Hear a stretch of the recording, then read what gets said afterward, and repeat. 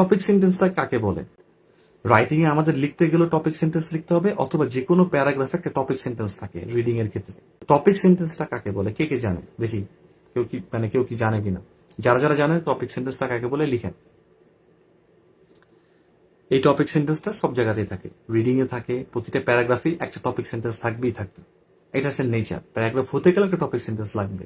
Topic sentence হচ্ছে একটা main idea যে এই প্যারাগ্রাফে বেসিক্যালি কি বলতে চেয়েছে। এখন অনেকে বলে টপিক সেন্টেন্স সাধারণত একটা প্যারাগ্রাফের উপরেই থাকবে 2-3 লাইনে, নট নেসেসারি। যারা অনেক ঘুরানো পেঁচানো রাইটার তারা একটু এদিক ওদিক করে লেখে, এইটাকে আবার ধরতে হবে। এইটা ধরার জন্য এই পোয়েটিক স্টাইলটাকেও আনতে হবে। রিসার্চ পেপার লেখা অবশ্যই অনেক ডেটা, অনেক স্ট্যাটিস্টিক্যাল থিংস এন্ড অল দেয়া আছে, কিন্তু লেখকরা অলওয়েজ পোয়েটিক ভাবে কাব্যিক ভাবে জিনিসগুলোকে প্রেজেন্ট করে।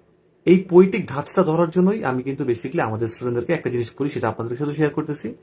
রিডিং হ্যাবিটটা বাড়াতে হবে, গল্পের বই কিছু পড়তে হবে।